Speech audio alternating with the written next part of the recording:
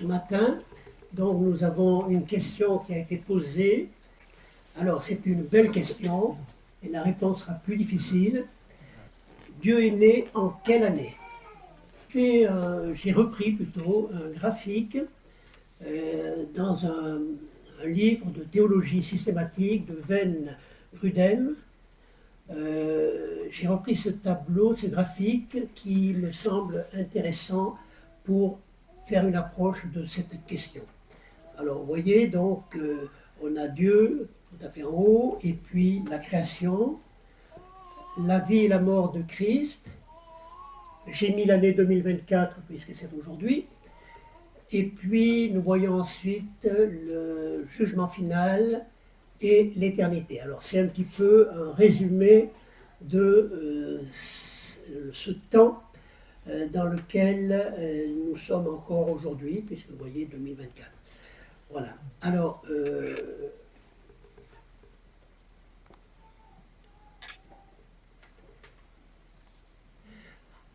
l'homme.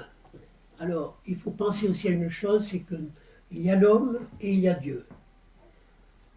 Et ça, c'est important à retenir. L'homme, créé par Dieu au 6e jour de la création, alors on trouve ça dans Genèse, chapitre 1er, verset 26, il a été fait à la ressemblance de Dieu, et sa vie a été limitée par Dieu à 120 ans. On a ça dans Genèse 6, verset 3. Donc, pourquoi on a dans la Bible des hommes qui ont vécu jusqu'à 969 ans, je crois, mais tu sais là, d'autres 177, 300 et quelques, mais un jour, Dieu s'est aperçu que l'homme était tellement pécheur que Dieu a dit, on va limiter sa vie. Donc, 120 ans. L'homme est invité à compter ses jours afin d'acquérir un cœur sage. Donc, bonne question. Dieu est né en quelle année? Nous sommes nés, nous, en 1945, en 2014, voilà. Alors, donc, comptez nos jours. Première conclusion, après ce que je viens de dire, la vie d'un homme est comprise entre le jour de sa naissance et le jour de sa mort. Alors, l'éternité. Vous vous rappelez, c'était la dernière flèche à droite. Hein? L'éternité, d'après le dictionnaire, c'est une durée qui n'a ni commencement ni fin, qui échappe à toute détermination chronologique. Voilà, c'est-à-dire qu'il n'y a plus de chrono, il n'y a plus de mois, plus de jours dans l'éternité. Ou aussi, s'agissant de la vie future, c'est la durée ayant un commencement, mais pas de fin. On comprendra pourquoi tout à l'heure. Alors, on parle de vie éternelle à laquelle tous les humains aspirent. On pourrait lire, c'est dans Matthieu 19, verset 6, on ne va pas le lire parce qu'il ne faut pas allonger. Et voici quelqu'un s'approchant, dit à Jésus, « Maître, quel bien ferais-je pour avoir la vie éternelle ?» Donc, c'est une aspiration de tous les hommes. Jean 3, 36, qui croit au Fils a la vie éternelle, mais qui désobéit au Fils ne verra pas la vie, mais la colère de Dieu demeure sur lui. On voit donc que la sentence de Dieu, c'est ou la vie éternelle, ou la colère de Dieu qui demeure sur lui. Alors, dans Jean 3, 16, alors je ne sais pas s'il y a un jeune qui veut le dire à voix haute, Jean 3, 16, Dieu a tant aimé le monde, afin que quiconque croit en lui ne périsse pas, mais qu'il ait la vie éternelle. Voilà, donc tu sais donc cette question-là, c'était très important de le savoir et de pouvoir le croire. Jean 10, verset 28, et moi,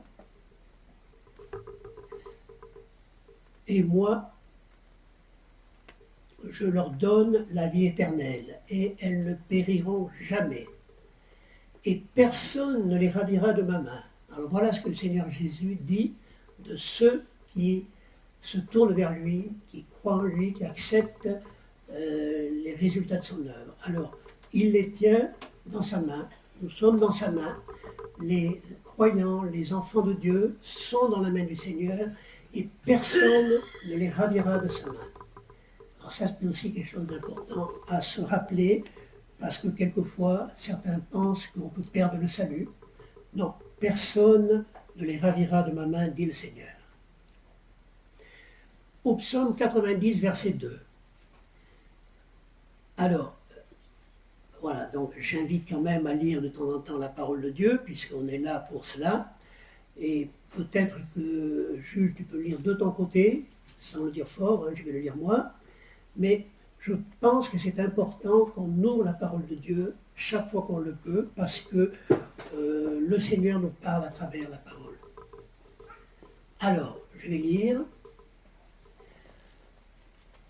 Psaume 90, verset 2, c'est un psaume de Moïse, avant que les montagnes soient nées, avant que tu aies créé la terre et le monde, d'éternité en éternité, tu es Dieu. Donc, avant la création, voilà, tu es Dieu, d'éternité en éternité. Voilà, donc Dieu, il existe depuis l'éternité passée jusqu'à l'éternité qui va venir. C'est un verset très important. Apocalypse 22, verset 13, le Seigneur qui parle, « Moi, je suis l'alpha et l'oméga, le premier et le dernier, le commencement et la fin. » Alors, on remet en lien la question, quand est-ce que Dieu est né? Si on pense à nous, on pense que il faut un début, une fin, et le Seigneur dit, moi je suis le commencement et la fin.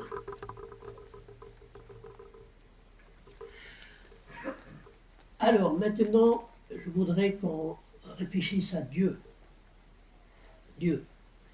Ésaïe 43, verset 10, nous dit, moi je suis le même. Avant moi, aucun Dieu n'a été formé. Et après moi, jamais aucun autre n'existera. Voilà, donc, même si Dieu était né, j'allais dire, eh bien, il n'y a personne qui était avant lui, donc il était avant. Donc c'est déjà une chose qu'il faut retenir. Hébreux chapitre 7, verset 3, passage un peu plus difficile, de Melchisédek, sacrificateur du Dieu très haut, on ne lui connaît ni père, ni mère, ni généalogie, ni commencement de jour, ni fin de vie, mais il est assimilé au Fils de Dieu. Donc ce sacrificateur qui n'avait pas de généalogie, donc on ne pouvait pas lui mettre une chronologie, hein, et voilà, on ne pouvait pas dire il est mort à 120 ans, non, pas du tout, et il est assimilé au Fils de Dieu. Ça, c'est important aussi de voir que ce lien entre Dieu et son Fils, et ce Melchisédek, si on lisait tout l'Épître aux Hébreux, on comprendrait beaucoup de choses justement sur la sacrificature, sur les sacrificateurs, les prêtres, donc, qui ont rendu le service à Dieu. Alors, donc c'est un attribut de Dieu d'exister de toute éternité. De même que Dieu est amour, c'est aussi un autre attribut, et bien de la même manière, Dieu, il existe de toute éternité. Jésus. Alors, Jésus, en Jean 17, verset 5, il nous dit, j'ai achevé l'œuvre que tu m'as donnée à faire. Et maintenant, glorifie-moi ou révèle-toi toi-même, Père, auprès de toi-même, de la gloire que j'avais auprès de toi avant que le monde existe. Alors, vous voyez, on a Dieu, on a Jésus qui était là auprès du Père avant que le monde existe, avant la création. Jean 17, verset 24, Jésus dit, tu m'as aimé avant la fondation du monde, Père juste. Donc, Dieu a aimé le Seigneur Jésus avant la fondation du monde. le Saint-Esprit. Dans Genèse, on voit au début dans le premier chapitre, les premiers versets de la Genèse, on voit que l'Esprit de Dieu planait sur la surface des eaux. Quand Dieu a créé les cieux et la terre, l'Esprit de Dieu était déjà là. Et alors on peut dire donc qu'on a avec ces trois personnes, nous avons ce qui est appelé la Trinité. C'est un mot qui n'est pas dans la Bible, mais c'est un mot quand même qui a toute sa signification, la Trinité, c'est-à-dire Dieu le Père, Dieu le Fils et l'Esprit Saint. Alors je reviens au graphique, vous avez vu donc l'éternité à droite, ici, comme ce graphique ne devait pas servir à répondre à une question comme ça, on n'a pas le début, l'éternité passée. Voilà.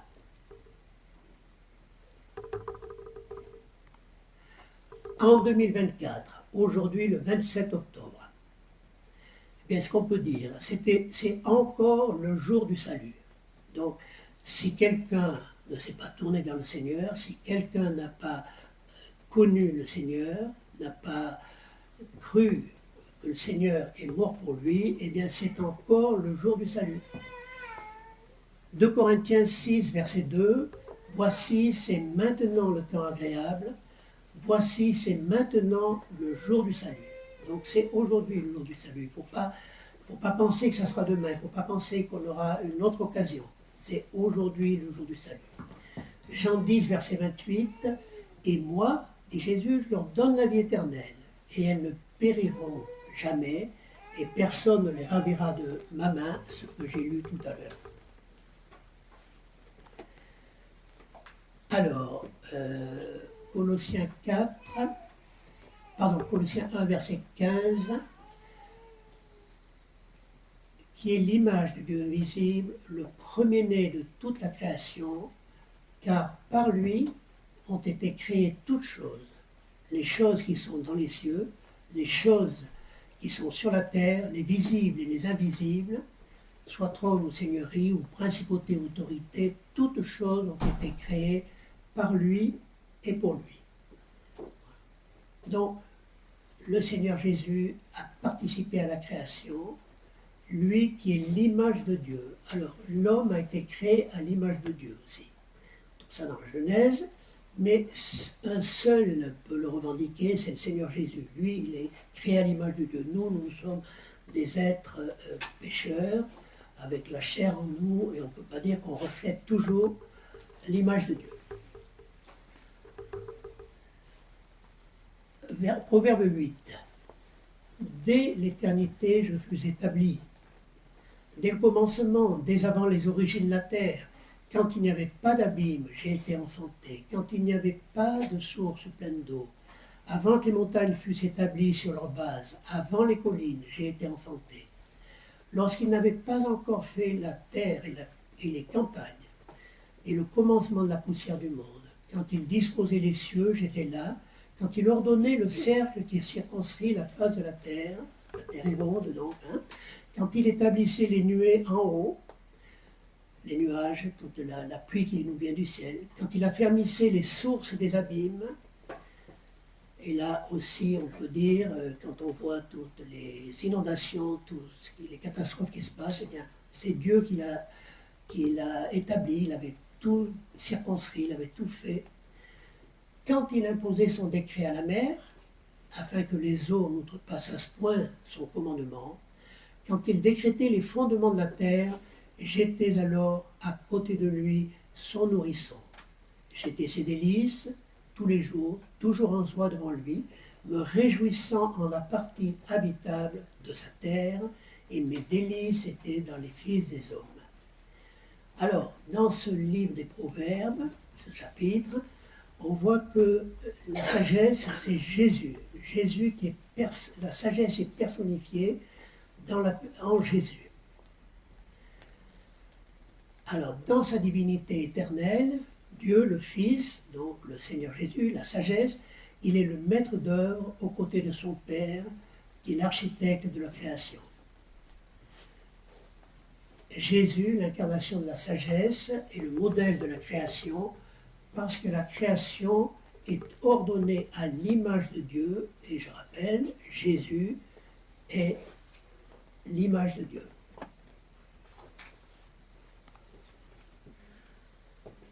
Alors encore un verset qui peut nous éclairer dans la réponse à la question, 2 Pierre 3, verset 8, « Mais n'ignorez pas cette chose, bien-aimée, c'est qu'un jour est devant le Seigneur comme 1000 ans, et 1000 ans comme un jour. » Voilà, donc ça c'est le temps de Dieu, c'est Dieu qui est infini. Bien, pour lui, un jour est comme 1000 ans, et 1000 ans comme un jour. C'est-à-dire que si regardez, quand Dieu regarde d'en haut, eh bien, la création, par exemple, ça pourrait être fait, c'est résumé en un jour. Hein. Voilà. Alors, conclusion, donc, Dieu est le Seigneur du temps, il est hors du temps, il est au-dessus du temps. Alors, par exemple, je lirai encore Galates 4, verset 4, « Quand l'accomplissement du temps est venu, Dieu a envoyé son Fils, né de femme, né sous la loi. » Donc, quand l'accomplissement du temps est venu, vous voyez, c'est le temps de Dieu.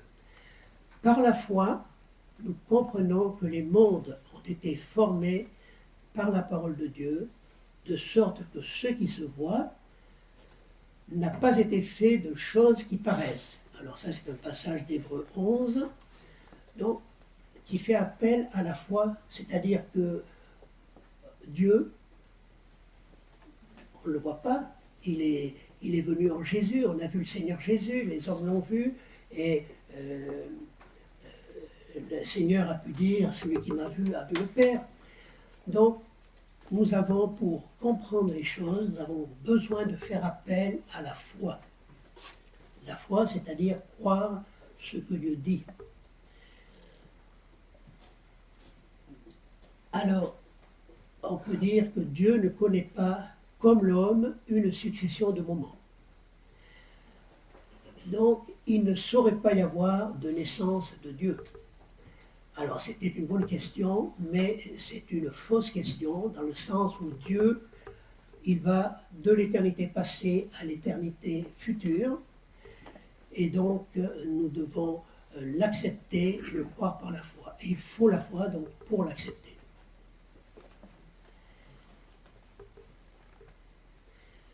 J'ai rendu une conclusion pour la question, mais je voudrais aussi qu'on parle de ce qu'on avait, donc cette flèche entre Dieu et le jugement final. Acte 17, 30, Dieu donc, ayant passé par-dessus les temps de l'ignorance, ordonne maintenant aux hommes, en tout lieu, qu'ils se repentent, parce qu'il a établi un jour auquel il doit juger en justice la terre habitée. Donc Dieu va juger la terre et tout ce qui est en elle, va juger les hommes qui ne l'auront pas accepté. Donc il va juger la terre habitée. Donc. Et donc, c'est donc le jugement final que nous avons dans cette flèche tout à l'heure. Un autre verset qui nous fait voir, 2 Corinthiens 5, verset 10, « Il faut que nous soyons tous manifestés devant le tribunal de Christ. » Un jour, il y aura donc un tribunal qui va être ouvert par Dieu et par le Seigneur Jésus. Il faut que nous soyons tous manifestés devant le tribunal de Christ afin que chacun reçoive les choses accomplies dans le corps, selon ce qu'il aura fait, soit bien, soit mal. Dernière flèche, c'était l'éternité. 1 Thessaloniciens 4, verset 17 nous dit « Nous les vivants qui demeurons, nous serons ravis ensemble avec eux dans les nuées, à la rencontre du Seigneur en l'air, et ainsi nous serons toujours avec le Seigneur. » Donc, pour les croyants, pour les chrétiens, il y a cette assurance que nous serons dans l'éternité toujours avec le Seigneur. Alors, je ne vais pas je ne parlerai pas d'autres considérations sur cette éternité, où on voit que Dieu sera, comme il est dit, tout en tous, mais ça c'est pas facile à comprendre, donc on ne s'arrête pas là. Voilà, donc réponse à la question, eh bien, non, on ne peut pas dire que Dieu est né, puisque Dieu existait toujours, c'est lui qui est l'artisan avec le Seigneur de sa création. Voilà, donc avant qu'il y ait la poussière, avant que l'homme puisse venir, eh bien, Dieu était là.